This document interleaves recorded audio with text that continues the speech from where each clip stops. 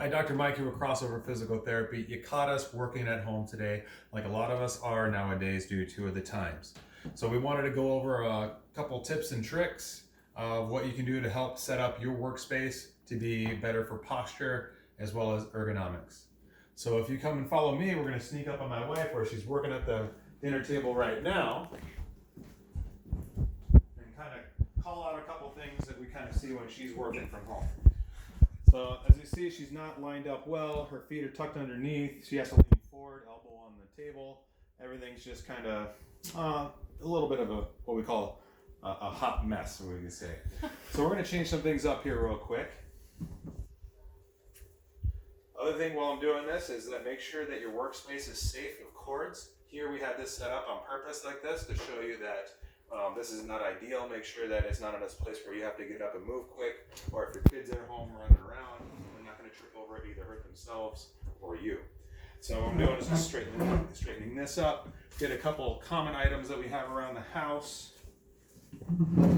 Just a couple simple pillows, one on the floor, one on the chair, and then we're actually going to put one on the back of the chair to give some back support. So as Heather sits back here, we're going to see that she's going to be a little bit more compliant with what we call the rules of 90. So rules of 90 is as follows. Your elbows are at your side, so your elbows are bent about 90 degrees. Your wrist wants to stay neutral, and her knees want to stay 90 degrees as well as her hips.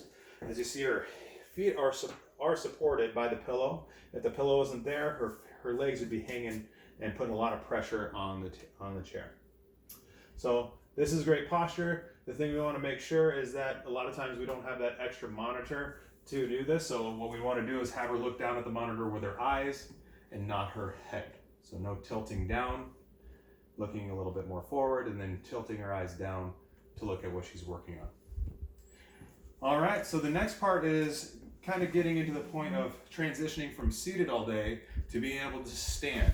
So a good place to do this is if you have a bar height table, a bar at home. A lot of times what this is going to turn into is the countertop.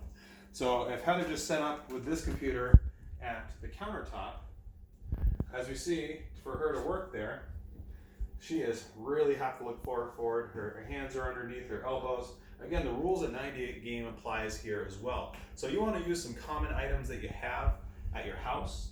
For us, it was a couple board games and the boxes for those. So we're going to bring those here. Boom. Put it down like that. And then as Heather's working here, you're going to see that her elbow is now in a better position. Is it ideal? No, but at the same time, better than it was before. So we're actually staving off some of that poor posture. All right. The other thing as we look down at our feet is that we have a cushion mat.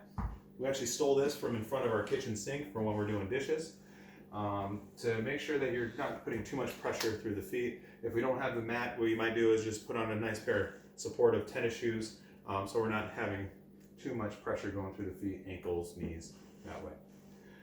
All right, a lot of these at-home meetings that you're having are over the phone. So this is a bad example of what we want that people usually do is just kind of like, okay, I'm just going to talk real quick, and then you're going to pin that up.